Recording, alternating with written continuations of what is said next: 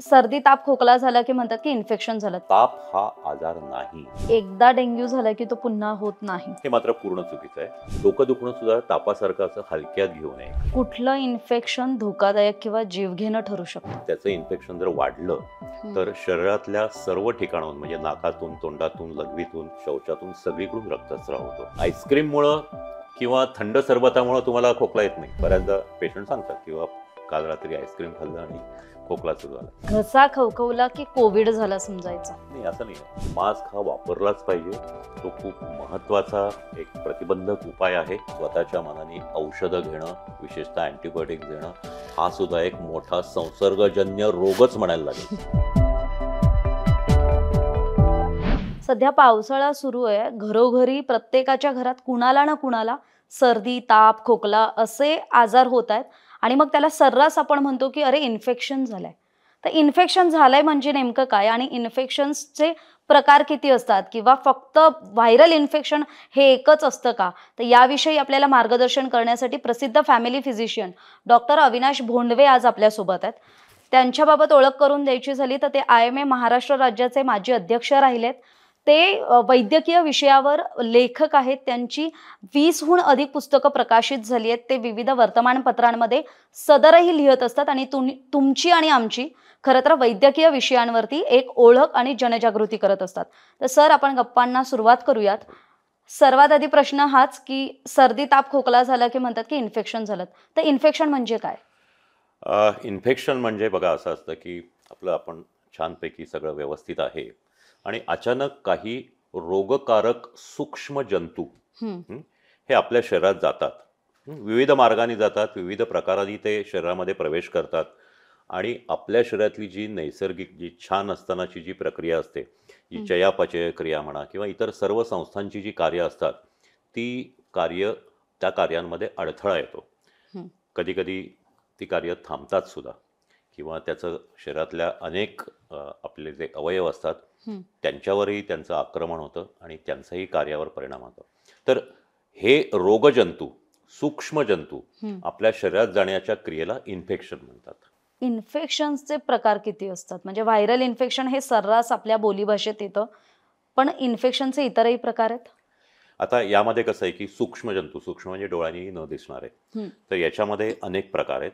एक म्हणजे व्हायरल, दुसरं म्हणजे बॅक्टेरियल, तिसरं फार कॉमन नाही पण तरी सुद्धा नेहमी पाहायला मिळतं ते म्हणजे फंगल किंवा बुरशीजन्य पदार्थ आणि काही जंत. अशा प्रकारची अनेक इन्फेक्शन्स ही आहेत आणि त्याच्यामध्येही खूप प्रकार आहेत. म्हणजे अनेकदा आपण म्हणतो की हे व्हायरल आहे, तर व्हायरल असतं तसं नाही. तर व्हायरसेस हा एकदम वेगळा प्रकार आहे. तुम्ही आता व्हायरल इन्फेक्शन म्हणालात, तर व्हायरसेस हा वेगळा प्रकार आहे. त्याचे म्हणजे शेकडो हजारो नव्हे तर लाखो कोट्यावधी प्रकारचे व्हायरस या ह्याच्यात आहेत आणि त्यात सर्वात महत्त्वाचं म्हणजे हे होण्याची शक्यता खूप कॉमन असते. कारण हे व्हायरसेस आहेत ना, हे व्हायरसेस हे सजीव आणि निर्जीव यांच्या सीमारेषेवर असतात. ते ना धड काही प्रमाणात ते सजीव म्हणता येईल त्यांना, काही प्रमाणात त्यांना निर्जीव म्हणता येईल आणि त्याचा प्रादुर्भाव किंवा संसर्ग हा सर्वात जास्त प्रमाणात होत असतो आणि त्याचे अनेक मार्ग आहेत. म्हणजे हे आपल्या शरीरात प्रवेश करतात, ते पूर्ण निर्जीव असतात. त्यांचं जे मल्टिप्लिकेशन व्हायला, त्यांची संख्या वाढायला आपल्या शरीरातल्या किंवा कुठल्याही सजीवाच्या पेशी लागतात. तसं बॅक्टेरिया आणि फंगसचं नसतं. ते शरीरात जातात आणि त्यांची वाढ होत जाते. एक म्हणजे बॅक्टेरियाचं डिव्हिजन होतं, मग तो एकाचा दोन, दोनाचे चार या पद्धतीने वाढत जातात. तसं व्हायरसेसचं नसतं आणि त्यामुळं हे व्हायरल इन्फेक्शन जे आहे हे खूप मोठ्या प्रमाणात आणि खूप मोठ्या पद्धतीच्या आजारांमध्ये बघायला मिळतं. इन्फेक्शन झालंय एखाद्याला तर ते कसं ओळखायचं? लक्षणं काय त्याची? आता हे प्रत्येक प्रकारच्या इन्फेक्शनची लक्षणं वेगळी आहेत. म्हणजे आपण आपल्या ज्या शरीरातल्या संस्थेला त्याचं इन्फेक्शन त्या इन्फेक्शनचा प्रादुर्भाव झाला आहे त्यावर ते अवलंबून असतं. म्हणजे बघा की श्वसनमार्गाचं इन्फेक्शन झालं म्हणजे बॅक्टेरिया किंवा व्हायरसेस आपल्या नाकात जातील. मग ते नाकामध्ये प्रवेश केला की मग व्हायरसेस काय करतात, नाकातल्या ज्या सूक्ष्म पेशी आहेत त्यांच्या आत प्रवेश करतात आणि मग वाढायला लागतात. मग ते एकदम खूप मोठ्या प्रमाणात वाढतात. त्या वाढल्या की मग आतल्या अंतर्गत त्वचेला सूज येते आणि मग लक्षणं सुरू होतात हे एक खूप महत्वाचं आहे की हे सगळे रोगजंतू आपल्या शरीरात इकडे गेले की लगेच दुसऱ्या दिवशी किंवा लगेच दुसऱ्या क्षणाला आपल्याला तो आजार होत नाही. तर मधला एक त्यांच्या वाढ सुरुवात व्हायला किंवा त्यांच्या वाढीला सुरुवात होऊन एका ठराविक संख्येपर्यंत ते रोगजंतू व्हायला एक काळ लागतो आणि त्यानंतर ही लक्षणं दिसायला लागतात. तर ही लक्षणं श्वसन मार्गाच्या ह्याच्यामध्ये आत्ता तुम्ही म्हणालात की पावसाळ्याचे दिवस आहेत, घरोघरी माणसं आजारी आहेत, तर त्यांना जी लक्षणं आहेत की सर्दी, नाकातून पाणी गळणं, त्यानंतर मग ती सर्दी पुढं हे जाऊन घसा दुखणं, खोकला येणं, मग ती सर्दी अजून जर वाढली तर घशामधून मग कानाकडे जाऊन कान दुखणं, कान फुटणं, ते आपल्या कपाळामधल्या सायनसमध्ये जाऊन सायनस दुखणं होणं, अशा प्रकारचे त्रास होतात. आणि त्याचबरोबर ताप येतो. सर्दी, खोकला, घसा दुखणं, ताप येतो, खोकला सुरू होतो. तर या प्रकारची ही लक्षणं असतात. दुसरं असं की सध्याच्या दिवसामध्ये फक्त किंवा व्हायरल इन्फेक्शन किंवा ही फक्त श्वसन मार्गाची नसतात, ती जर खाण्यापिण्यातूनही जातात. म्हणजे जसं आपण ह्याला फ्लू म्हणतो तसं हे पोटामध्ये जे आपल्या खाण्यापिण्यातून म्हणजे अस्वच्छ अनहायजेनिक गोष्टी आपण खाण्यात आल्या तर त्यांच्यामधून जे रोगजंतू आपल्या पोटात जातात त्यामध्ये मग जी लक्षणं दिसतात त्याच्यामध्ये उलट्या होणं, जुलाब होणं, अशा त्यातही ताप येतो. एक वैद्यकीय लिटरेचरमध्ये नाही परंतु कॉमन लँग्वेजमध्ये याला स्टमक फ्लू सुद्धा म्हणतात. म्हणजे जसा हा श्वासाचा फ्लू असतो तसा हा स्टमक फ्लू सुद्धा असतो. तर तीही लक्षणं दिसतात. काही लघवीच्या मार्गाची इन्फेक्शन असतात, त्यांना लघवीला जळजळ होते, कातडीची इन्फेक्शन्स असतात, किंवा काही काही आजार असतात त्याच्यामध्ये कातडीचे लक्षणं दिसतात. म्हणजे तुम्ही जर पाहिलं तर कांजण्या, गोवर, हे जे आजार आहेत हे सुद्धा व्हायरलच आहेत. ते ज्या वेळेला होतात त्यावेळेला मग शरीरावर रॅश येणं, फोड येणं, त्या फोडात पाणी होणं, अशा प्रकारचे अनेक त्या प्रकारची लक्षणं असतात. परंतु कॉमन लक्षणं आत्ताच्या दिवसामध्ये आपण जो विचार करतोय ते म्हणजे सर्दी, ताप, खोकला ही मुख्य लक्षणं असतात. पावसाळ्यात आता ही पावसाळ्यात दिसणारी तुम्ही महत्वाची लक्षणं सांगितली, तर याच्यात आजारीच पडू नये. आजारी तर पडतो आपण, वातावरण बदल झालं, पण आजारी पडू नये यासाठी काय खबरदारी घ्यायला हवी? सर्वात प्रथम म्हणजे याचे आता दोन भाग येतात की आत्ताच्या ह्या पावसाळ्यामध्ये मी आजारी पडू नये म्हणून काय करायचं.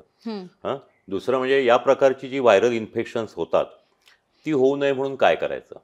असे दोन प्रकार. तर त्याच्यामध्ये मुख्य म्हणजे एक लक्षात घ्या की आपण सध्या जे आपण बघतो की विनाकारण पावसात भिजणं, रेनकोट न घालता, टोपी न घालता केवळ हे म्हणून जाणं आणि सतत पावसात भिजत राहणं आणि पावसात भिजल्यानंतर अंग ओलं राहणं, हे महत्त्वाचं असतं. एक लक्षात घ्या की ज्यावेळेला धो पाऊस पडतो त्यावेळेला आपण कोणी पावसात जात नाही, आपण थांबतो. नाही तर अगदी काम असेल तर सगळं प्रोटेक्शन घेऊन रेनकोट घालून किंवा गाडीमध्ये बसून जातो.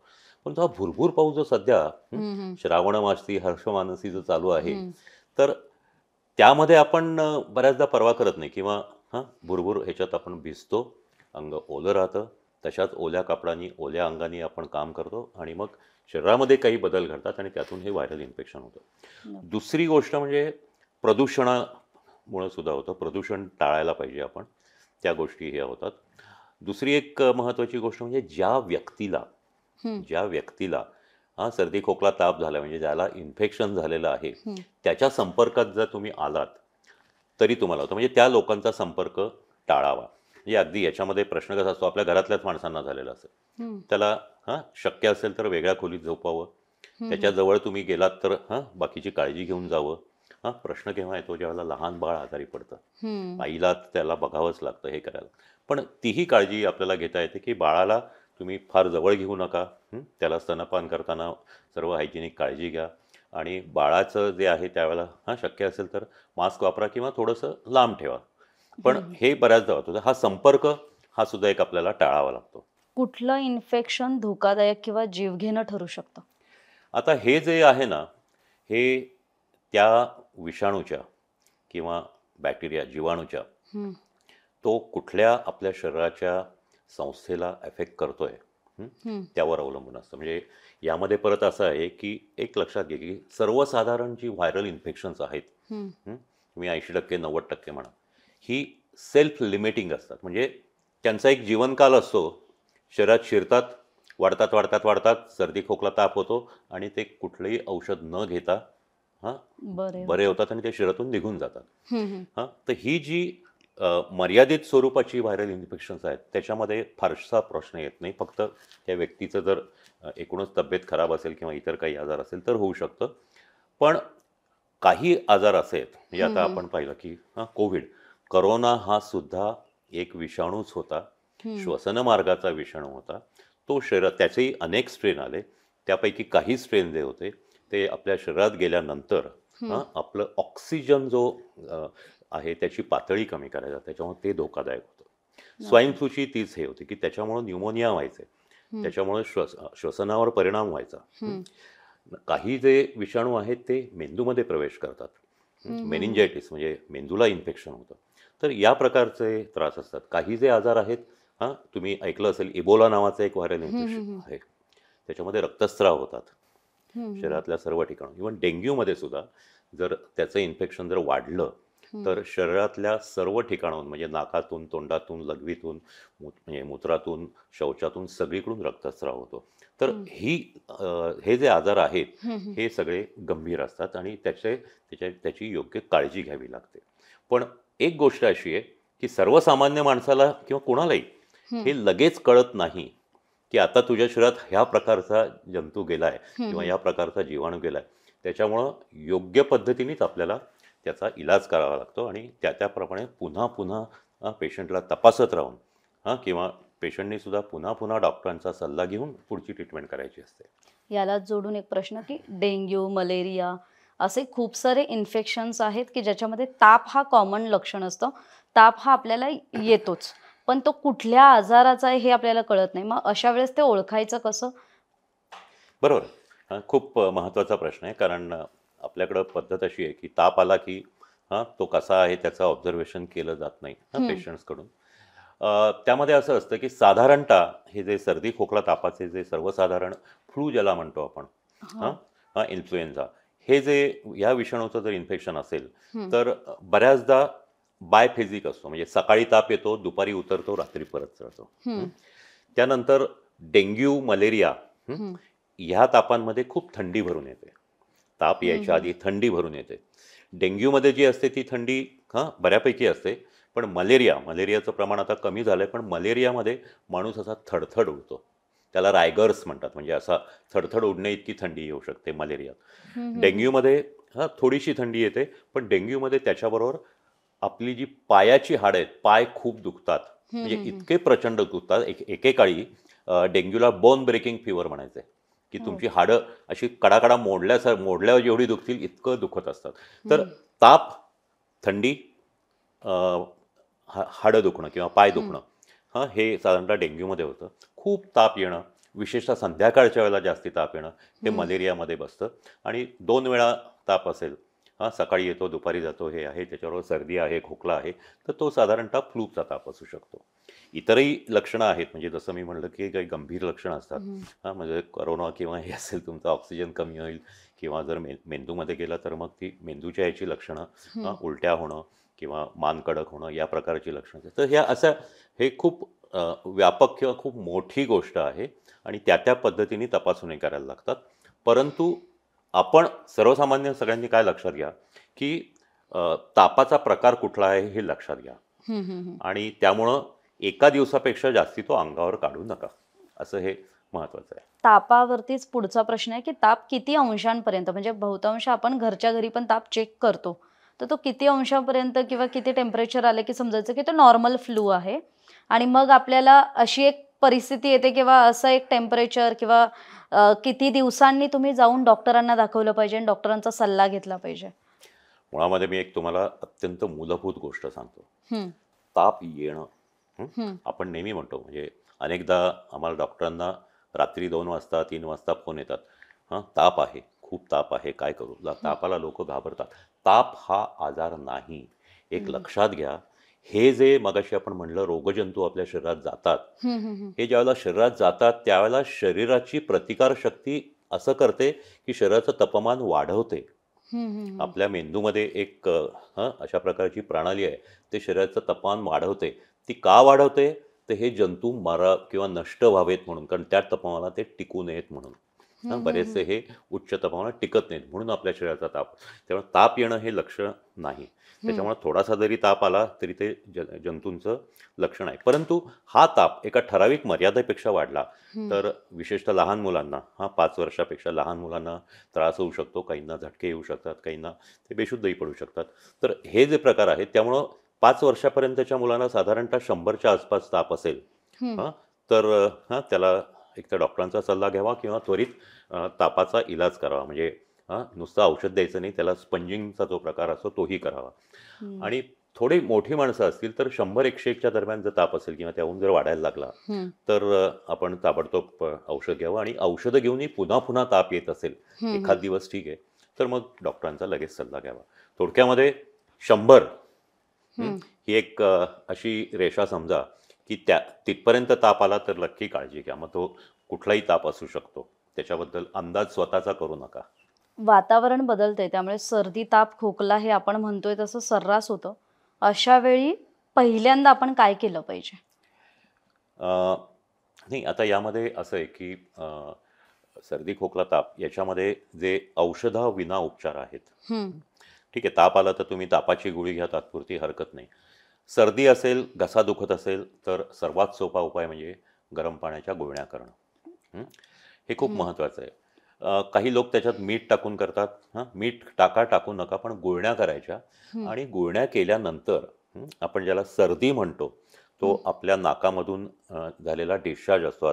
आपल्या नाकापासून फुफ्फुसापर्यंत हे जे सगळा श्वसन मार्ग आहे तो आतून एका विशिष्ट प्रकारच्या पेशी असतात त्याच्यावर, की त्याला सूज आली की त्याच्यामधून द्रव पदार्थ उत्सर्जित व्हायला लागतो, ज्याला आपण कफ म्हणतो. बरेचसे कॉमन भाषेमध्ये त्याला कफ म्हणतो. शेंबडासारखा घट्ट पदार्थ तयार होतो. तर तो आपण गुळण्या करून नाक शिंकरून काढणं, खाकरा काढून काढणं हे खूप महत्त्वाचं असतं. तर आपल्याला सर्दी खोकला झाल्यावर तुम्ही कोमट पाण्याच्या गुळण्या करा. थंड गोष्टीपासून काळजी घ्या. म्हणजे बऱ्याचदा लोकांना पंखा लावायची सवय असते घरात. पावसाळा असला किंवा थंडी असली तरी AC लावायची सवय असते. विशेषतः कारमधून जाताना आत्ताच्या परिस्थितीमुळे लोकांना AC लावायला लागतोच. तर ठीक आहे, तर त्याला इलाज नाही, पण तो ब्लो जो आहे, पंख्याचा ब्लो, पंखा वर असेल तर त्याच्या बाजूला झोपा.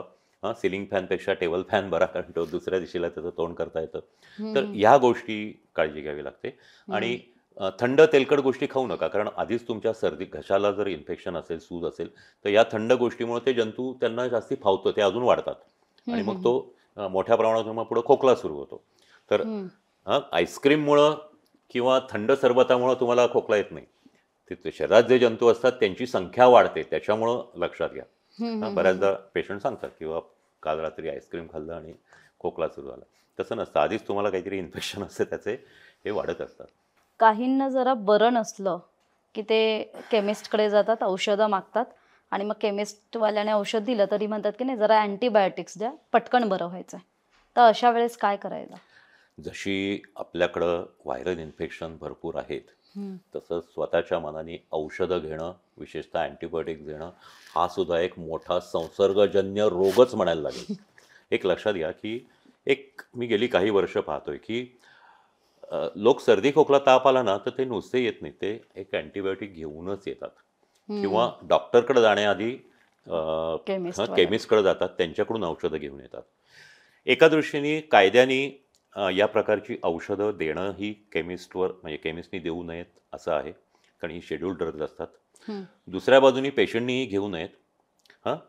कारण लक्षात घ्या की व्हायरसेस जे आहेत, विषाणू, त्यांना कुठलंही अँटीबायोटिक ते त्यांना नष्ट करू शकत नाही, लागू पडू शकत नाही. अँटीबायोटिक म्हणजे जीवाविरुद्ध जीव. हे जे आहे की सजीव प्राण्यापासून पेनिसिलिन तयार झालं आणि त्यामुळं ते सजीव गोष्टीला मारतं, म्हणून त्याला अँटीबायोटिक म्हणतो. तर ते बॅक्टेरियल इन्फेक्शनवर दिलं जातं, त्याला अँटीबॅक्टेरियल म्हणतात. किंवा काही फंगसची आहेत, अँटीफंगल औषधं असतात. आणि व्हायरसही, काही ठराविक व्हायरसेससाठी अँटीव्हायरल औषधं आहेत. म्हणजे जसं की चिकन पॉक्स किंवा हर्पीस यांच्यासाठीची औषधं आहेत. पण व्हायरल इन्फेक्शन झाल्यावर मनाने औषधं घेऊ नयेत आणि अँटीबायोटिक तर डॉक्टरांनी लिहून दिल्याशिवाय अजिबात घेऊ नयेत. कारण ह्यामुळं एक खूप मोठी गोष्ट आलेली आहे जगामध्ये की अँटीबायोटिक रेझिस्टन्स. ही परिस्थिती इतकी गंभीर आहे. लोकांनी स्वतःहून औषधं घेणं, अर्धवट डोसमध्ये घेणं, अर्धवट दिवस घेणं, म्हणजे 5 दिवस घ्यायचे असेल, 7 दिवस घ्यायचे असेल तर 1-2 दिवस घेतली ते आपोआपच बरं झालेलं असतं, मग बंद करणं. यामुळं हे जे बॅक्टेरिया आहेत हे ह्या औषधांना पचवायला लागलेत. म्हणजे ते देऊनही त्यांच्यावर काहीही परिणाम होत नाही. याला म्हणतात अँटीबायोटिक रेझिस्टन्स. त्याच्यामुळं अशी कित्येक औषधं आहेत की जी आजारांवर लागूच पडत नाही आहेत. आणि त्यामुळं ते आजार मोठ्या प्रमाणात वाढत चाललेले आहेत. याचं मी 2 महत्त्वाची उदाहरणं सांगेन की टायफॉईड हा जो पूर्वी खूप गंभीर आजार होता, त्यावरची जी औषधं होती, जी काही अँटीबायोटिक्स होती, ती कारण नसताना चुकीच्या डोसमध्ये चुकीच्या दिवसांसाठी मोठ्या प्रमाणात दिली जात होती. त्यामुळं साधारणतः 85-84 साली परिस्थिती अशी आली की महाराष्ट्रातल्याच एका शहरामध्ये टायफॉईडची खूप मोठी साथ पसरली आणि ती पूर्णपणे रेजिस्टंट टायफॉईड होता. कुठलंच औषध त्याच्यावर लागू पडत नव्हतं. हजारो माणसं आजारी होती, शेकडो माणसं त्याच्यामध्ये सिरियस झाली, काही दुर्दैवाने गेले सुद्धा. त्यानंतर मग एक औषध आलं. आणि त्या औषधाने सगळे बरे व्हायला लागले. पण टायफॉईडवर आलेलं हे रामबाण औषध नंतर प्रत्येक आजारामध्येच वापरलं जातं. ते पुन्हा व्हायरलमध्ये वापरायला लागले. त्यामुळे त्याचाही आता रेझिस्टन्स आला आहे. यामध्ये दुसरं एक खूप महत्त्वाचं उदाहरण आहे आणि ते खरोखर जागतिक पातळीवर महत्त्वाचं आहे. क्षयरोग किंवा ट्युबरक्युलोसिस हा जो आजार आहे, भारतात जगातले सर्वात जास्त टीबीचे पेशंट आहेत. आणि यासाठीची जी औषधं आहेत ही साधारणतः 9 महिने वर्षभर घ्यावी लागतात. ती योग्य डोसमध्ये न दिल्यामुळं, पेशंट्सनी वेळेवर पूर्ण काळ न घेतल्यामुळं त्यांचा रेझिस्टन्स आला. लक्षात घ्या की सुरुवातीच्या 10 वर्षापूर्वी ही जी टीबीला 4 औषधं वापरली जातात, त्या 4 पैकी एकाचा रेझिस्टन्स यायचा. त्याला रेझिस्टंट ट्युबरक्युलोसिस म्हणायला लागले. काही दिवसांनी एकाऐवजी दोघांचा आला. मग त्याला मल्टी ड्रग रेझिस्टंट ट्युबरक्युलोसिस म्हणायला लागले. आणि गेल्या 5-7 वर्षापूर्वी परिस्थिती अशी आली की ट्युबरक्युलोसिसची जेवढी प्रचलित औषधं आहेत त्या सगळ्यांना रेझिस्टन्स आलेला. त्याला टोटल ड्रग रेझिस्टन्स म्हणतात. तर या पद्धतीच्या ट्युबरक्युलोसिसमुळे आपल्या देशातले टीबीचे पेशंट वाढत आहेत. केवळ पेशंट्सच नव्हे तर तुम्हाला सांगेन की काही वर्षांपूर्वी हे टीबीच्या रुग्णांवर उपचार करणाऱ्या डॉक्टरांना आजारून तेही मृत्युमुखी पडले, कारण त्याच्यावर कुठलं औषधच लागू पडत नाही. आता काही औषधं त्याच्यावर दिली जातात. तर सांगायचा मुद्दा असा की तुमचा घसा दुखतोय, तुम्हाला ताप आलाय म्हणून मनाने अँटीबायोटिक घेऊ नका. ते जसं तुमच्या शरीराला धोकादायक आहे तसं तुमच्या प्रियजनांच्या, आजूबाजूच्या लोकांच्या नव्हे, सर्व जगाच्या दृष्टीने महत्त्वाचं आहे. औषधं मनाने घेऊ नका, विशेषतः अँटीबायोटिक तर घेऊच नका. मग हाच एक पुढचा प्रश्न की कोणताही आजार असेल किंवा फ्लू असेल, एकतर ताप आला की पॅरासिटामॉल घेण्याची सवय असते, जसं तुम्ही म्हटलं तुमच्याकडे पेशंट आलं की काही ना काही घेऊन येत असतो. आणि दुसरं असतं केमिस्टकडे जातात, त्याला झालेलं सगळं सांगतात, डॉक्टरांकडे जाणं टाळतात, थेट औषधं घेतात. आणि मग जेव्हा ती एक सिच्युएशन सिरियस होते तेव्हा ते डॉक्टरांकडे येतात. मग याचे दुष्परिणाम काय आणि अशा वेळेस रुग्णांनी काय करायला हवं? नाही, कसं आहे की तुम्हाला म्हणलं की ताप आला तर घ्या औषध, काही हरकत नाही. पॅरासिटामॉलचं अनेक चांगले ब्रँड आहेत, तुम्ही घेऊ शकता. जर तुम्हाला 100 पेक्षा जास्ती ताप आहे तो घ्या. पण बऱ्याचदा मी तुम्हाला म्हणलं की मॅक्झिमम जी व्हायरल इन्फेक्शन्स असतात ती आपोआप बरी होतात. त्याच्यामुळे तापापुरतं तुम्ही औषध घेतलं तर साधारणतः 3 दिवसात तुम्ही बरे होता. त्याच्याबरोबर तुम्ही विश्रांती, वेळेवर खाणं, पाणी भरपूर पिणं आणि गुळण्या करणं, ह्या गोष्टी जर पाळल्या तर तुम्ही बरे होता. तुम्हाला इतर औषधांची गरज लागत नाही. फक्त ताप आल्यापुरतं दिवसातून एकदा किंवा 2दा. मी तुम्हाला सांगितलं की हा व्हायरल इन्फेक्शन जे फ्लूसारखं असतं 2दा येतं. दिवसातून 2 वेळा 3 दिवस गोळ्या घेतल्या की बास होतं. तर एवढं औषध घ्या तुम्ही, पण अँटीबायोटिक घेऊ नका. त्याचबरोबर अशी काही औषधं आहेत की जी सर्दीसाठी आहेत. अनेक ठिकाणी सर्दीसाठी स्टिरॉइड्स घेतली जातात, तेही धोकादायक आहे. अनेक ठिकाणी काही औषधं अशी असतात की जी अँटी ॲलर्जिक औषधं असतात. लोकांना सगळं माहिती असतं, ते ऑलरेडी घेऊन आलेले असतात. त्याच्यामुळं थोडीशी गुंगी येते, सिडेशन येतं. आणि त्यामध्ये असं असं ती घेण्यामध्ये दोष नाही, पण ती जास्ती दिवस कारण नसताना तुम्ही सारखी सर्दी होते म्हणून सारखं घेत राहिलात, हां, कारण न शोधता औषध घेत राहिलात, तर त्याचे तुमच्या शरीरावर, हृदयावर सुद्धा परिणाम होऊ शकतात. आणि आणखीन एक महत्त्वाचं म्हणजे त्यांनी जी थोडीशी गुंगी जी येते, आणि तुम्ही जर कामावर तुमचं लक्ष लागत नाही, तुम्ही जर वाहन चालवत असाल तर तुमच्या हातून अपघात होऊ शकतो. थोडक्यामध्ये की हां, मनाने औषधं घेऊ नये, पॅरासिटामॉल घ्या, विश्रांती घ्या. मास्कवर येऊयात, की मास्क हा कोविड पुरता मर्यादित होता, मास्कची तेवढीच गरज होती, की मास्क आताही वापरायला हवा, त्याचा उपयोग काय? बरोबर. योग्य पद्धतीचा मास्क जो असतो, हं, तो हे जे श्वसनाचे जे विषाणू असतात, ते जे आजूबाजूला ज्या व्यक्ती असतात त्यांच्या खोकल्यामधून जे सूक्ष्म तुषार उडत असतात, त्याच्यामध्ये लाखो व्हायरसेस असतात आणि ते हवेतून फिरत आपल्या नाकातून, श्वासातून आत जातात. त्यांना हं, रोखण्यासाठी मास्क वापरला जातो आणि ही खूप जुनी पद्धत आहे. हं, कोविडला ही आपण लोकांना सांगितलं, अर्थात लोक आता सध्या इथे विसरले. हं, हं, हं, त्याच्या आधी 2009 मध्ये ज्यावेळेला स्वाईन फ्लू आला होता, तेव्हाही सर्वांना सांगितलं होतं की तुम्ही मास्क वापरा. हं, हां, पण सुदैवाने ती साथ फार दिवस टिकली नाही. पण तेव्हाही हे सांगितलं होतं. हं, हं, आणि केवळ 2019 किंवा 2020चा हं, कोविड किंवा 2009चा स्वाईन फ्लू एवढंच नव्हे, तर 1918-19 साली हं, हं, अमेरिकेमध्ये इन्फ्लुएन्झाची मोठी साथ आली होती. हं, त्या इन्फ्लुएन्झाच्या साथीत सुद्धा आत्ता आपण कोविडमध्ये पाहिलं तसं मास्क वापरा, तशा तशा त्याच्या लोकांचे जे जनजागृतीच्या मोहिमा होत्या त्यामध्ये हे केलेलं. तर थोडक्यामध्ये मास्क हा वापरलाच पाहिजे. तो खूप महत्त्वाचा एक प्रतिबंधक उपाय आहे. हं, त्याच्यामुळं तुम्हाला जे काही विषाणू असतात ते जाण्याचं प्रमाण कमी होतं. पूर्ण रोखले जात नाहीत, पण जाण्याचं प्रमाण कमी होतं. हं. तुम्ही आजारी पडण्याचं प्रमाण कमी होतं. केवळ विषाणूच नव्हे, तर हे आता जे प्रदूषण आहे त्याच्यापासूनही आपल्या शरीराला त्रास होऊ नये म्हणून मास्कचा उपयोग होतो. तेव्हा मास्क जरूर वापरावा. मास्क सोबतच आपण जे कोविड काळात जी खबरदारी घेत होतो, मग ते सोशल डिस्टन्सिंग असेल, हात स्वच्छ धुणं असेल, त्याविषयी काय सांगाल? ती खबरदारी आपण आजही डे टू डे लाईफमध्ये घेतली पाहिजे? हे जे प्रतिबंधक उपाय आहेत, हं, हां, म्हणजे मास्क वापरणं, त्याचबरोबर नाकातोंडाला हात लावण्यापूर्वी हात स्वच्छ धुणं, हं, हं, आणि सोशल डिस्टन्सिंग म्हणजे ते 6 फुटापर्यंत अंतर ठेवा. हं, हे जे आहे हे फक्त कोविडलाच नव्हे तर सर्व प्रकारच्या विषाणूंसाठी आवश्यक आहे. हं, एक लक्षात घ्या, आपण सुरुवातीला म्हणलं की विषाणू हे सजीव नसतात, निर्जीवही नसतात. दुसरी गोष्ट म्हणजे विषाणू हे चिरंजीव असतात.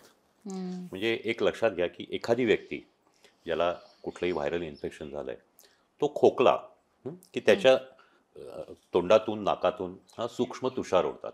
हं, हं? आपल्या डोळ्यांनी दिसतात असं नाही. ते हवेमध्ये त्याच्यामध्ये लाखो कोट्यावधी विषाणू असतात. हं, आणि मग ते हवेमध्ये असे विहार करत राहतात आणि मग ते आपल्या श्वासामधून आपल्या शरीरात जातात आणि होतात. हा एक प्रकार झाला.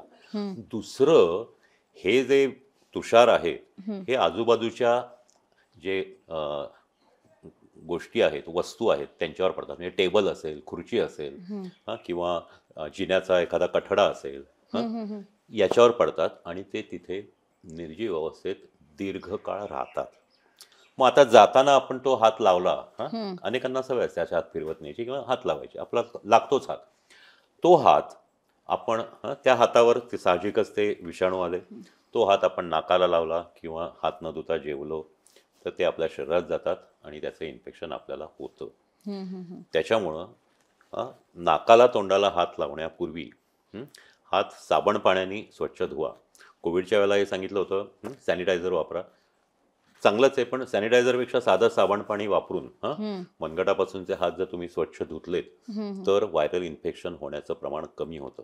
हं, हं, केवळ कोविड काळातच नव्हे, तर आम्ही अगदी 2000 सालापासून आम्ही निरनिराळ्या शाळांमध्ये ज्यावेळेला जातो, हं, त्यावेळेला वरचेवर सर्दी खोकला होऊ नये म्हणून मुलांना किंवा शिक्षकांना आम्ही हे सांगत असतो की तुम्ही मुलांना हात धुण्याची सवय लावा.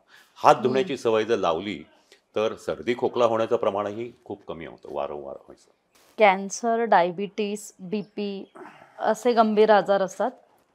तर अशा वेळेस त्या पेशंट्सला किंवा त्या लोकांना ज्यावेळेस व्हायरल इन्फेक्शन होतं किंवा कुठलंही इन्फेक्शन होतं, एक तर त्यांनी ते ओळखायचं कसं? आणि दुसरी गोष्ट त्यांनी काळजी काय घ्यायची? आता एक लक्षात घ्या की ह्याला हे खूप महत्त्वाची गोष्ट आहे की ज्यावेळेला आपल्या शरीरामध्ये हे विषाणू, जीवाणू किंवा हे जे रोगजंतू आपल्या शरीरात जातात, त्यावेळेला आपल्या शरीराची प्रतिकारशक्ती जागी होते आणि ती हे बघते की हे जे आपल्या शरीरावर आक्रमण झालेलं आहे, हे जे शत्रूचं सैन्य आहे, यांना नष्ट करा. आणि मग साहजिकच आपल्या शरीरातल्या ज्या पांढऱ्या पेशी असतात त्यांच्यामध्ये एक विशेष प्रकार असतो, त्यातून ही प्रतिकारशक्ती यांना नष्ट करते, सूक्ष्म जंतूंना. त्याला आपण प्रतिकारशक्ती म्हणतो. आता ज्या व्यक्तीला दीर्घकाळ मधुमेह आहे, तो कंट्रोलमध्ये नाही आहे, नियंत्रणात नाही आहे, हृदयविकार आहे, कर्करोग आहे किंवा कर्करोगाची किमोथेरपी चालू आहे, इवन HIV सारखा आजार आहे, TB सारखा आजार आहे, या लोकांची प्रतिकारशक्ती कमी झालेली असते. साहजिकच त्यांच्या शरीरामध्ये ही जी इन्फेक्शन्स होतात ती मुक्तपणे संचार करतात की त्यांना अडवणारं जे सैन्य आहे आपलं, तेच मुळात अशक्त आहे किंवा कमकुवत आहे. त्याच्यामुळे ते आजार वाढतात. कोविड काळात सुद्धा हे कायम लक्षात आलेलं आहे की साधारणतः त्याच्यामध्ये वयाचाही एक भाग असतो की 5 वर्षाच्या पेक्षा लहान मुलं जी असतात त्यांची प्रतिकारशक्ती पूर्णपणे तयार झालेली नसते. त्यामुळे 5 वर्षाखालील मुलं आणि साधारणतः 60-65 वर्षे ज्येष्ठ नागरिक, वयोमानाप्रमाणे प्रतिकारशक्ती कमी होत जाते. त्याच्यामुळे 60-65 नंतर तीही कमी होते. त्यामुळे ते नागरिक आणि हे आत्ता आपण म्हणलं तसं डायबिटीज, हृदयविकार, कर्करोग अशा प्रकारचे जे आजार आहेत, HIV, तर त्यांनाही हा धोका असतो की प्रतिकारशक्ती कमी असल्यामुळं त्यांच्या शरीरामध्ये हे इन्फेक्शन वेगाने वाढतात, दीर्घकाळ राहतात आणि त्याचे जे कॉम्प्लिकेशन्स आहेत, जे गुंतागुंतीच्या गोष्टी आहेत, त्या मोठ्या प्रमाणात घडतात. म्हणजे जसं कोविडमध्ये आहे की ज्याची प्रतिकारशक्ती चांगली आहे त्याला तो घशापर्यंत जाऊन आजार थांबेल आणि प्रतिकारशक्ती कमी आहे त्यांना पुढे तो न्यूमोनिया व्हायचा. हे लक्षात घ्या. तसंच आहे म्हणजे की इव्हन साध्या सर्दी खोकल्यामध्ये जर त्या माणसाची प्रतिकारशक्ती खूप कमी असेल किंवा नसेल HIV सारख्या आजारामध्ये, तर त्याला साध्या सर्दी खोकल्यापासून सुद्धा न्यूमोनिया होऊ शकतो. तर हे महत्त्वाचं आहे. आता लसीकरण लहान मुलांमध्ये तर दिलंच जातं. त्यासाठी WHO आणि डॉक्टरांची एक फाईल असते की ज्याच्यामध्ये मार्क्स केलेले असतात की तुम्ही या महिन्यांपर्यंत वॅक्सिनेशन करा मुलांना. पण वॅक्सिनेशन हे वयोमानानुसार पुढे मोठ्यांसाठी पण असतं का?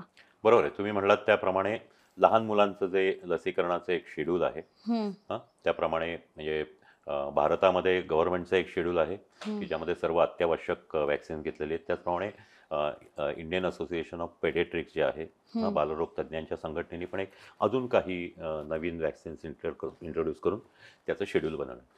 ही द्यावीत, 5 वर्षापर्यंत ही द्यावीत. परंतु मोठ्या वयात सुद्धा अनेक प्रकारच्या आजारांच्या लसी घ्याव्या लागतात.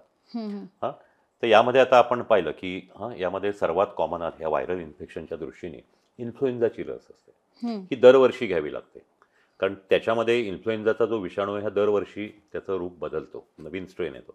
त्याप्रमाणे बदललेल्या स्ट्रेनचं ते वॅक्सिन असतं, ती दरवर्षी घ्यावीत. ती घेतल्याने सुद्धा आपल्याला फ्लू होण्याचं किंवा त्याच्यापासून होणारी कॉम्प्लिकेशन्स कमी होतात. दुसरं जे आहे ती काही इतर लसीकरणामध्ये रेबीज आहे, कुत्रं चावल्यावर होणारा आजार, हा सुद्धा ज्यावेळेला तुम्हाला कुठलंही कुत्रं चावलं तरी तुम्ही ते घ्यायचं असतं. ते पाळीव असेल तर किमान 3 इंजेक्शन आणि स्ट्रे डॉग असेल तर 5 किंवा 6 इंजेक्शन घ्यावी लागतात. किंवा तर खूप जास्ती वाईट पद्धतीने चावलं असेल तर इम्युनोग्लोब्युलिन सारखाही उपचार करावा लागतो. त्यानंतर आत्ता तुम्ही जर हे पाहिलं तर HPV नावाचा एक व्हायरस आहे, ह्युमन पॅपिलोमा व्हायरस. हा शरीरामध्ये गेल्यानंतर, विशेषतः स्त्रियांमध्ये गेल्यानंतर त्याच्यामुळं गर्भाशयाच्या मुखाचा कर्करोग होतो. भारतामध्ये स्त्रियांमध्ये जे कर्करोग होतात त्यामध्ये गर्भाशयाच्या मुखाचा कर्करोग म्हणजे ज्याला सर्व्हायकल कॅन्सर म्हणतात, त्याचं प्रमाण खूप जास्ती आहे. त्याच्यामुळे नुकतंच भारत सरकारने सुद्धा हे HPV वॅक्सिन हे सर्व मुलींना मोफत देण्याची योजना जाहीर केली. त्याप्रमाणे दिलंही जात आहे. साधारणतः वयात यायच्या आधी ती मुलींना द्यावी लागते. परदेशात त्यांच्या इथल्या ज्या लैंगिक पद्धती आहेत त्यामुळे परदेशात मुलांनाही ह्या दिल्या जातात. सांगायचा मुद्दा असा की ही जी आहे ही ॲडल्ट व्हॅक्सिन ज्या वेळेला डिक्लेअर होतील त्या वेळेला ती घेणं हे आपल्याला हे आजार होऊ नयेत, ह्या आजारापासून वाचावं यासाठी असतात. तुम्हाला कोविडचंही हे उदाहरण मोठं आहे. अनेक गैरसमज आहेत, परंतु तसं नाही आहे. हम्म, हां, काही लाख लोक, काही कोटी लोकांना आपण दिलेले आहे हम्म, आणि त्याचे दुष्परिणाम जे लक्षात आले ते खूप कमी आहेत. हम्म, हम्म, त्याच्यामुळे याचा हा विचार करावा की याच्यामुळं हा हा ह्या बऱ्याचदा हा प्रश्न येतो की ही लस घेतल्याने मला काही त्रास होईल का? त्रास होण्याची शक्यता 0.001 आहे. हम्म. पण त्रास न तुम्ही लस होण्याची शक्यता. घेतलं नाही, लस घेतली नाही तर होण्याची, आजार झाल्यानंतर होणारा धोका हा जास्ती आहे आणि लस घेतल्यानंतर आजार न होण्याची शक्यता खूप कमी आहे. त्याच्यामुळे लसीकरण, ॲडल्ट वॅक्सिनेशन हे खूप आवश्यक आहे आणि जे जे कुठलं असेल त्या त्या वेळेला ते जाहीर होत असतं, ते आपण निश्चित घेणं हे आपलं वैयक्तिक आणि सामाजिक कर्तव्य आहे. आपण आता अ, खूप साऱ्या विषयांना खरं तर हात घातलाय. न्यूमॉम्स असतात, नवोदित माता असतात, त्यांना इन्फेक्शन्स होतात. मग त्यावेळेस त्यांना इन्फेक्शन झाल्यानंतर, कारण त्यांनी कुठलंही वॅक्सिनेशन घेतलं, त्यांनी कुठलेही औषधं घेतली, तर त्याचा थेट इम्पॅक्ट हा बाळावरती होणार असतो का? हा पहिला प्रश्न. आणि त्यांनी काय खबरदारी घ्यायला पाहिजे? खूप महत्त्वाचा प्रश्न आहे. आपल्याकडे एक अशी समजूत आहे हं. की गरोदर स्त्रीने काहीच औषध घेऊ नये. हं, त्याचा तोटा असा होतो की ज्या गरोदर स्त्रीला अगदी दिवस राहिल्यापासून बाळाला अंगावर पाजेपर्यंत हं, लोह आणि कॅल्शियम घ्यावं लागतं. कारण हं, तिथं रक्त कमी होतं, हाडं कमकुवत होत असतात, तर तीही घेतली जात नाही.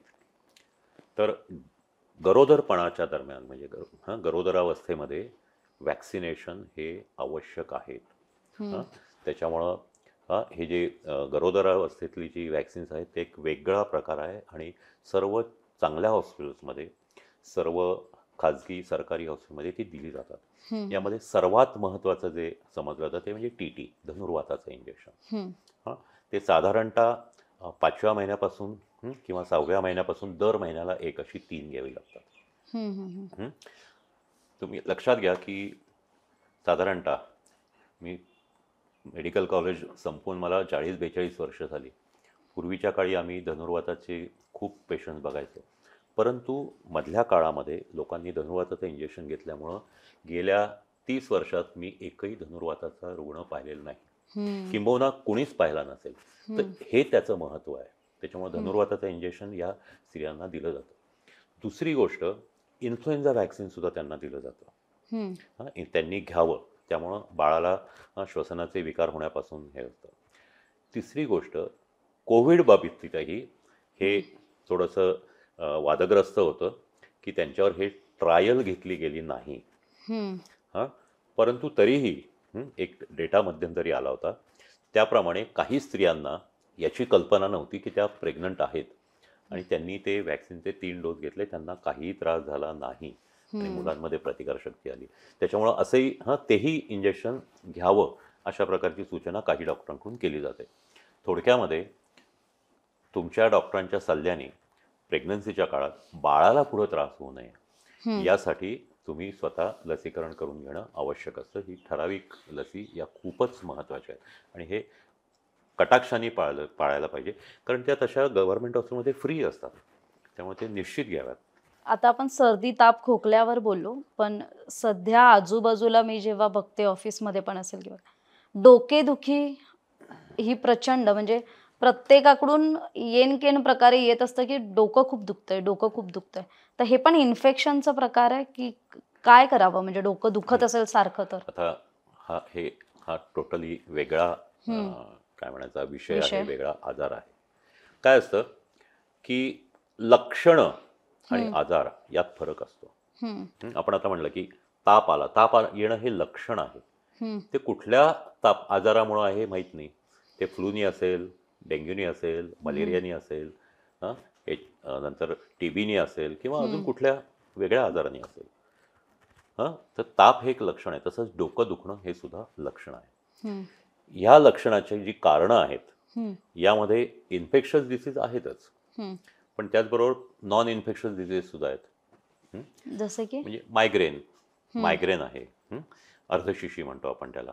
हं, किंवा कधी-कधी तुम्ही खूप जागरणं केलीत, हं, तरी होऊ शकतं. ब्लड प्रेशर एखाद्या व्यक्तीचं खूप वाढलं, हं, हं, तर मेंदूत रक्तस्राव होण्यापूर्वी, अर्धांगवायूचा अटॅक येण्यापूर्वी प्रचंड डोकं दुखतं. हं, तोही एकच प्रकार असतो. आज आपण व्हायरल इन्फेक्शनबद्दल बोलतो, त्यामध्ये जर प्रचंड डोकं दुखत असेल तर सायनस बघून घ्यावं.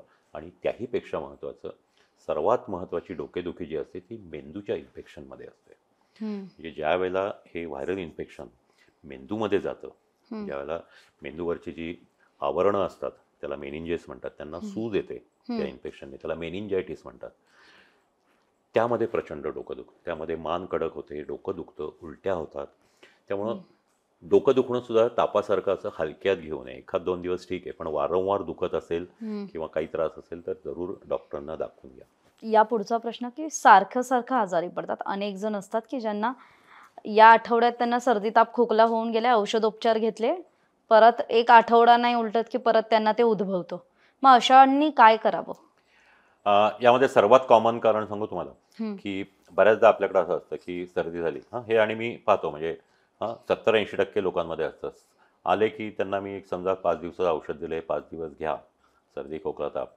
त्यांनी इकडं औषध घेतलं, दुसऱ्या दिवशी जरा बरं वाटतं, औषध बंद केलं जातं. याच्यामध्ये जर खरोखर इन्फेक्शन असेल आणि त्याची जर पूर्ण 5 दिवस औषधं घ्यायची असेल तर ते इन्फेक्शन बरं होत नाही. बरं वाटायला लागणं आणि बरं होणं यात फरक असतो. एखाद्याच्या घशामध्ये फोड असतील, टॉन्सिलवर सूज असेल, हे असेल, तर त्याला जर औषधं दिली थोडंसं कमी पडतं, पण तो बरा होत नाही. मग हे अर्धवट बरं झाल्यानंतर 2 दिवसांनी पुन्हा ते जंतू वाढतात, पुन्हा ते त्रास होतात. हा मुख्य प्रकार असतो. आता काही लोक घेतात पूर्ण औषधं, परंतु परत काही दिवसांनी आजारी पडतात. यामध्ये कॉमन कारण म्हणजे जे प्रतिबंधक उपाय आहेत ते पाळले जात नाहीत. म्हणजे पुन्हा पुन्हा तुम्ही त्या जे काही इन्फेक्शन आहे त्याला एक्सपोज होत आहे. डॉक्टरांच्या बाबतीत हे घडतं की सर्दी झाली, बरं झालं, खोकला आला, परत माझ्याकडे 10 पेशंट आले, परत तो माझ्या अंगावर खोकला, हे होतं. पण हे लोक जर वरचेवर असं करत असतील, म्हणजे हे प्रतिबंधक उपाय वापरत नसतील, तर त्यांना निश्चितच हे पुन्हा पुन्हा होईल. आणि सर्वात महत्त्वाचं जे कारण आहे ते म्हणजे त्या व्यक्तीची प्रतिकारशक्ती कमी असते. आता प्रतिकारशक्ती ही गोष्ट अशी आहे, त्याचे प्रकार असतात. एक म्हणजे जन्मजात प्रतिकारशक्ती असते, जी आईकडून बाळाला मिळते. म्हणजे बाळ पोटात असताना काही भाग मिळतात. ज्यावेळेला बाळाचा जन्म होतो त्यावेळेला पहिलं स्तनपान आई करते, त्यावेळेला काही प्रतिकारशक्ती मिळते. ही जन्मजात मिळणारी प्रतिकारशक्ती. त्यानंतर आपण जे डोसेस देतो जन्मल्यापासून 5 वर्षापर्यंत आणि नंतर पुढं जी आपण लसी देतो, त्यामधून जी असतात ती नंतरची बाहेरून दिलेली प्रतिकारशक्ती मिळते. त्यात परत काही हे अशा असतात की त्यासाठी स्पेसिफिक तुम्हाला घ्यावी लागतात. स्पेसिफिक इम्युनिटी म्हणजे आता कोविडची साथ आहे, कोविडची लस घ्या. तर या प्रकारची ती प्रतिकारशक्ती असते. पण जनरलाइज प्रतिकारशक्ती म्हणजे साध्या भाषेमध्ये जे आपलं संपूर्ण निरामय आरोग्य, हे जर तुमचं कमी असेल, हे जर तुमचं नसेल, तर मग तुम्हाला वरचेवर आजार होऊ शकतात. आता संपूर्ण आरोग्य म्हणजे निरामय आरोग्य किंवा व्यवस्थित आरोग्य म्हणजे काय? तर तुम्ही जेवण व्यवस्थित करताय, संतुलित आहार, बॅलन्स डाएट आहे, वेळच्या वेळेला घेताय, जास्ती खात नाही, कमी खात नाही आहे, नियमितपणे व्यायाम करताय, व्यायामामध्ये एरोबिक म्हणजे धावणं, पळणं, चालणं, आणि शक्य असेल तर काही जिमचे वजन उचलणं किंवा जोर बैठका अशांसारखे एनारोबिक व्यायाम, हे वेळेवर घेतलेली योग्य काळासाठी 7 तास 8 तास झोप, व्यसनं नसणं, ह्या सगळ्या गोष्टी ह्या आरोग्यासाठी आवश्यक असतात. यामधलं थोडं जरी इकडं तिकडं झालं की तुमची जनरल प्रतिकारशक्ती म्हणजे आरोग्य हे कुठंतरी कमी असतं. वरून जाणवत नाही ते, पण मग असे जे आजार असतात ते वरचेवर होत राहतात. त्याच्यामुळे तुम्हाला वरचेवर जर आजार होत असतील तर जाहिराती येतात, ते त्याच्यामध्ये असतं की हे औषध घ्या, प्रतिकारशक्ती वाढेल. अशी औषधांनी प्रतिकारशक्ती वाढत नाही. एक ती जन्मजात असते किंवा आपण इंजेक्शन घेतो ती वेगळी. ही जी प्रतिकारशक्ती असते ही संपूर्ण आरोग्यातूनच मिळते. त्याच्यामुळे ह्या गोष्टी आपण करणं, पाळणं हे खूप आवश्यक असतं. त्या जर पाळल्यात तर मग तुम्हाला होत नाहीत. म्हणजे असे मागच्या पिढीतले अनेक लोक सांगतात की आयुष्यात कधी डॉक्टरच्या दवाखान्याची पायरी चढलोच नाही. अर्थात तेही कधी कधी अतिरेक असतो, पण जर लोकांनी पाळलं, हे विशेषतः लहानपणापासून पाळलं, तर प्रतिकारशक्ती चांगली राहते आणि अशा प्रकारच्या साथीमध्ये हे लोक आजारी पडत नाहीत आणि वरचेवर तर कधीच होत नाही. पण हल्ली आपण बघतो की रोगप्रतिकारक शक्ती किंवा इम्युनिटी बूस्ट करणारे काही टॅबलेट्स आलेले आहेत, तसा दावा केला जातो. मग त्या गोळ्या मिळतात, काही सिरप मिळतात, तर ते घ्यावेत का? एक लक्षात घ्या, इम्युनिटी बूस्ट करणारे हं, हं, असं कुठलंही औषध नसतं. जे असतं ते फक्त लस असते. हं? हं, तोंडाने घेण्याची पोलिओची लस आहे. हं, हं, बाकीचे कुठलेही काढे, गोळ्या, स सरबतं किंवा अमुक इतर काही गोष्टी, हां, हं, हे जे असतं ना, यांनी इम्युनिटी बूस्ट होत नाही. हं, हं, हं. हां, आत्ता आपण जसं म्हटलं तसं तुम्ही सर्व आरोग्याची सर्व सूत्र पाळलीत, हं, हां, की आहार, व्यायाम, हां, झोप. विश्रांती आणि व्यसनं टाळणं, तर तुमची प्रतिकारशक्ती राहते. आता यामध्ये सुद्धा एक छोटी गोष्ट आहे, ते म्हणजे आता क जीवनसत्व असलेल्या गोष्टी असतात, म्हणजे लिंबू किंवा हं, लिंबू जातीची फळं किंवा हे, हां, हं, किंवा चिंच वगैरे हे. त्या क जीवनसत्वामुळं, हं, किंवा काही गोष्टींमुळं आपल्याला ज्यावेळेला इन्फेक्शन होतं ना, मी तुम्हाला हं, मगाशी आपण बोललो, की पांढऱ्या रक्तपेशी या रोगप्रतिकार शक्तीकडून ह्या शत्रूच्या सैन्यावर हल्ला करतात. हं, या लढाईमध्ये साहजिकच काही सैनिक म्हणजे काही पांढऱ्या पेशी जखमी होतात. हं, मग त्यांना रिपेअर करायला लागतं. हं, जसे शत्रूची लढाई करताना आपले सैनिक हे झाले, की त्यांना हॉस्पिटलमध्ये नेऊन त्यांच्यावर इलाज केला जातो. काय फ्रॅक्चर असेल, गोळी हं. लागली असेल यात. आणि मग ते बरे झाले, की परत काही दिवसांनी परत लढायला. लढायचं. तसं हे जे रिपेअरचं काम आहे, हे या जीवनसत्वामधून आणि ह्याच्यामधून होतात. हं, हं, हं, तर ते तिथपर्यंत ठीक आहे. पण तुम्ही जर चौरस आहार घेत असाल, संतुलित आहार घेत असाल, तर त्यामध्ये हे येतंच.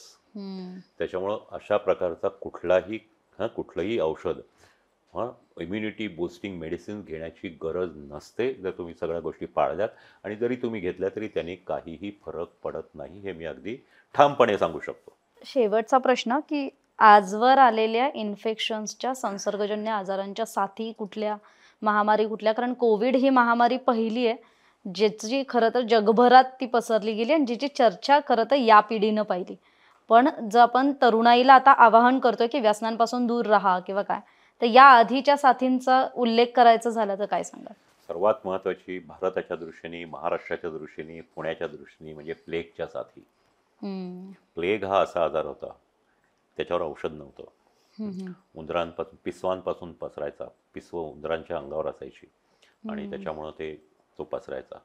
त्यामध्ये ताप यायचा, काखेत गाठ यायची आणि मग त्यामध्ये ती व्यक्ती प्रचंड सिरियस होऊन त्यामध्ये न्यूमोनिया वगैरे होऊन ती व्यक्ती दगाई. दगावायची. नंतर त्याच्यावर औषधाला आता प्लेगच्या साथी येत नाहीत. पण अशा असंख्य साथी जगभरात, अगदी भारतात, पुण्यात सुद्धा येऊन गेल्या. हं, तुम्हाला ते आठवतं. इव्हन तुम्हाला एक सांगतो, की या साथी इतक्या मोठ्या होत्या, की 1897 साली, 1897, आजपासून हं, 128 वर्षापूर्वी, हं, या ज्या महामारी आल्या होत्या, हं, त्यावेळेला ब्रिटिश सरकारने एक कायदा केला होता, की कसं वागावं किंवा सरकारला काही हक्क दिले होते, हं, हं, हं. की त्या स्वच्छता वगैरे ह्याच्या बाबतीत, हां, की जे नियम पाळणार नाहीत त्यांना दंड करा वगैरे. आत्ता 2020मध्ये ज्यावेळेला कोविडची कोविड. महामारी आली, त्यावेळेला तो 1897चा कायदाच पुन्हा रिवोक केला होता. म्हणजे पुन्हा हं, तो अंमलात आणला होता. त्याआधी मलेरियाच्या साथी येऊन गेल्या. हं. अजूनही आपल्याकडे येत आहेत. अजूनही भारतातून मलेरिया नष्ट झालेला नाही. हं, त्यानंतर इन्फ्लुएन्झाच्या साथी जगभरात अनेक येऊन गेल्या. हं, हं, म्हणजे हं. असंख्य, म्हणजे भारतातही येत होते. आपण हे मध्ये 2009 मध्ये मी म्हटलं तसं स्वाईन फ्लू सुद्धा ही सुद्धा जागतिक साथ होती. हं, हं, इबोला, सार्स या प्रकारचे अनेक विषाणू हे त्या साथी येऊन गेल्या. हं, यामध्ये फक्त असं आहे, की या पूर्वी आलेल्या ज्या साथी होत्या त्यापैकी बऱ्याच त्यांच्यावर औषधं निघाली. परंतु आत्ताच्या ज्या गेल्या 15-20 वर्षात ज्या साथी आल्या, हं, त्यामध्ये अनेक विषाणू हे नवीन होते. हे हं, कोविडचंही तुम्हाला आठवत असेल तर, अ, आधी तो वटवाघळांमधून एका मधल्या कुठल्यातरी प्राण्यात आला आणि तिथून तो माणसांमध्ये आला. हं, कोरोनाचा विषाणू म्हणजे हं, सार्स कोव्ही 2 हा प्रत्यक्षात अस्तित्वात नव्हता माणसांना हे करायला. तो वटवाघळांमध्ये होता. तिथून तो एका मध्यस्थ प्राण्यांमध्ये आला आणि तिथून तो माणसांमध्ये पसरला. हं, तर हे का घडलं? तर हे पर्यावरणाचा जो असमतोल आहे, वाढती जंगलतोड, हं, मोठी शहरवाढ, प्रदूषण, हं, याच्यामुळे ह्या प्राण्यांचं जे जंगलामध्ये किंवा त्यांच्या घरात राहायचे, तिथपर्यंत आता माणसं येत गेली आणि पाण्यांमध्ये आणि माणसांमध्ये जी इंटरॅक्शन व्हायला लागली त्यामुळे ते माणसांमध्ये पसरले. या झिका, इबोला अशा अनेक याच्यामध्ये हा प्रकार घडतोय. तर थोडक्यामध्ये हे जर सामाजिक आरोग्य जर पाहायचं असेल तर आपल्याला या पर्यावरणाचाही या प्रकारच्या इन्फेक्शनसाठी नक्की विचार करायला पाहिजे. सर, आपण चर्चेच्या शेवटाकडे आलोय. सगळ्या इन्फेक्शन्स बद्दल तुम्ही माहिती दिलीत, पण आता काही असे विधानं असतात जे आपण आपल्या आजूबाजूला ऐकतो, पण आपल्याला माहीत नसतं की ते सत्य किती आहे. तर शास्त्रीय दृष्ट्या आणि म्हणजे तुमचा अनुभव पाहता चूक की बरोबर हे तुम्ही मला सांगा, की सर्दी खोकला नेहमी व्हायरसमुळेच होतो, बॅक्टेरियामुळे नाही? बरोबर आहे. आपण जी सर्दी होते ती व्हायरसमुळे होते, पण फक्त व्हायरसमुळे होत नाही. हां, सर्दीचा आजार आणि नाकातून पाणी येणं या दोन वेगळ्या गोष्टी आहेत. हां, कित्येकदा अतिशय थंड ठिकाणी आपण गेलो तर नाकातली जी त्वचा असते तिचं इरिटेशन होतं, तिची आग होते. आणि मग साहजिकच ती आग शमवण्यासाठी मगाशी जर म्हणलं तशा त्या ज्या पेशी असतात याच्यातून द्राव हे होतो, तो द्राव पाझरायला लागतो. ती ॲलर्जिक सर्दी असते. हां, व्हायरस इन्फेक्शन होतं त्यावेळेला अशीच सर्दी होते. त्याच्यामुळं सर्दी झाली म्हणजे ते व्हायरल इन्फेक्शन आहे असं नाही, किंवा सर्दी झाली ते म्हणजे नुसती ॲलर्जी आहे असंही नाही. सर्दी 5 दिवसात बरी होते, डॉक्टरांकडे जाण्याचं कारण नाही. कॉमन आपण जर विचार केलात तर पूर्वी एक छान वाक्य होतं की सर्दीवर औषध घ्या. सर्दीवर औषध घेतलं तर 7 दिवसात सर्दी बरी होते, आणि सर्दीवर जर औषध घेतलं नाही तर ती आठवड्यात बरी होते. थोडक्यात सर्दीला औषधाची गरज नसते. बरोबर आहे.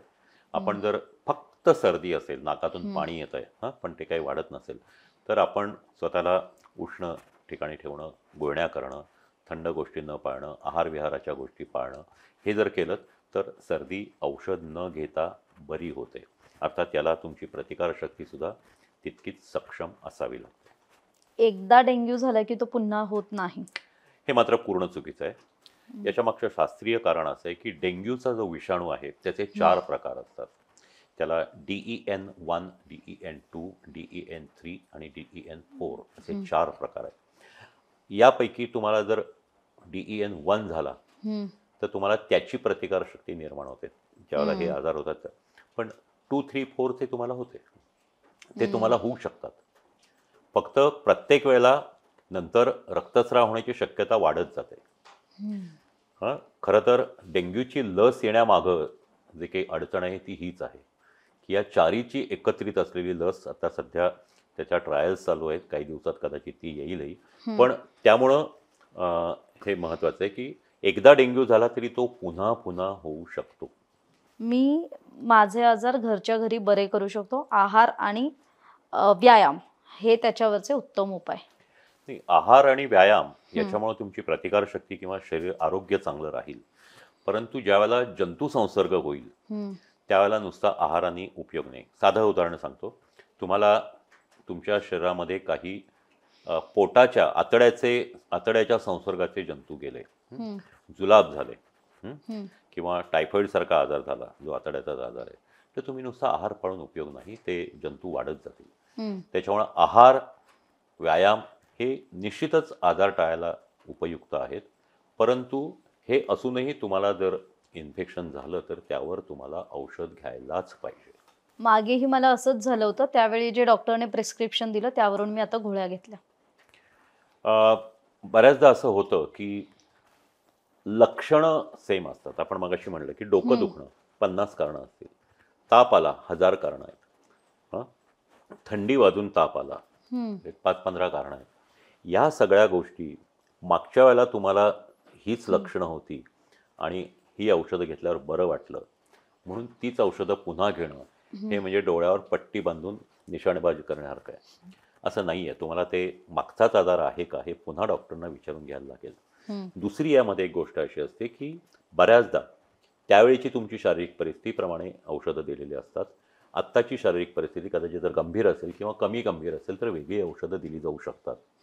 आणि सर्वात महत्त्वाची गोष्ट म्हणजे आपण अँटीबायोटिक रेझिस्टन्सबद्दल बोललो. मी असं पाहिलेलं आहे. म्हणजे मी तुम्हाला सांगतो, मी प्रिस्क्रिप्शन देतो. माझ्याकडं कित्येकदा असे मित्रांमध्ये ते प्रिस्क्रिप्शन फिरतं आणि 15 वर्षापूर्वीचं प्रिस्क्रिप्शन दाखवतात, बघा ही तुमची औषधं आम्ही घेतली, आमच्या मित्राला तुम्ही दिली होती. असलं जर काही असेल ना, तर त्या काळामध्ये कित्येक औषधं ही निरुपयोगी होतात, त्यांना रेझिस्टन्स आलेला असतो आणि ती कुचकामी ठरतात. आणि रादर ह्या अशा पद्धतीमुळे ती आणखीनच प्रकार होतात. तर अशा पद्धतीचं करणं हे चुकीचं आहे, निखालच चुकीचं आहे. इन्फेक्शन झालं तरी गर्दीत फिरणं, कामाच्या ठिकाणी जाणं टाळावं पूर्ण. याच्यामुळे 2 गोष्टी असतात. या सर्व आजारांना तुम्हाला विश्रांती लागते.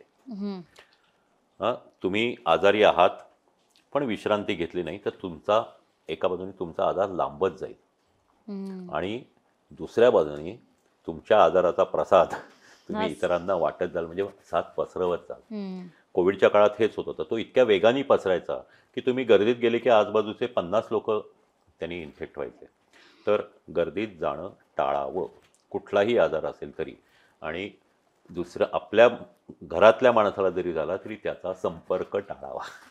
आणि घसा खवखवला की कोविड झाला समजायचं नाही, असं नाही आहे. पुन्हा तेच आहे की लक्षण, घसा खवखवणं हे लक्षण आहे. ते नुसती सूज आल्यामुळं एकदम असं काचऱ्या आईस्क्रीम खाल्लं किंवा बर्फ खाल्ला तरी मग ते त्याच्यामुळं घशाला सूज आली, ते काही इन्फेक्शन नसतं. किंवा कुठल्या काही वेगळ्या बॅक्टेरियाने आली तरी त्याचं ती सूज वेगळी असते, व्हायरसने आली ती वेगळी असते. तर अजूनही काही आजार आहेत, ज्या आजारामुळं हे झालेलं आहे त्याचं निदान करून त्याप्रमाणे त्याच्यावर औषध घ्यावं. जर साध्या कारणाने असेल तर मोजत्या कोमट पाण्याने गुळण्या ते केव्हाही कराव्यात, सर्व याच्यातच कराव्यात.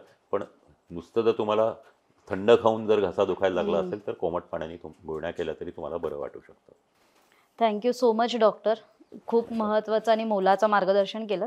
तर हे होते डॉक्टर अविनाश भोंडवे, ज्यांनी आपल्याला आपल्या डे टू डे लाईफमध्ये जे आपल्या सगळ्यांचा एक समज असतो की आपल्याला व्हायरल इन्फेक्शन झालं आहे, तर ते नेमकं काय असतं आणि त्याच्या भोवतीचे आपले जे दररोजच्या आयुष्यातलं सर्दी, ताप, खोकला, डोकेदुखी यावर डॉक्टरांनी मोलाचं मार्गदर्शन केलं आहे. तर आपल्याला आता याशिवाय आणखी कुठल्या विषयांवरती डॉक्टरांचं मार्गदर्शन ऐकायला आवडेल ते कमेंट करून जरूर कळवा. आणि मी नेहमी सांगते एपिसोडच्या शेवटी की आयुष्य जर आपल्याला निरोगी आणि निरामय जगायचं असेल तर अध्यात्म आणि आरोग्य या 2 गोष्टी महत्त्वाच्या असतात. त्यातल्या आरोग्यावर भर देणारी आपली ही सिरीज आहे हेल्थ विथ सकाळ. आणि अध्यात्मावर जर आपल्याला काही ऐकायचं असेल तर श्री फॅमिली गाईडच्या माध्यमातून आपल्याला सकाळच्या यूट्यूब चॅनलवर तसे व्हिडिओ पाहता येतील. तर त्यामुळे आपण पाहत राहा सकाळ. तुर्तास इथेच थांबूयात.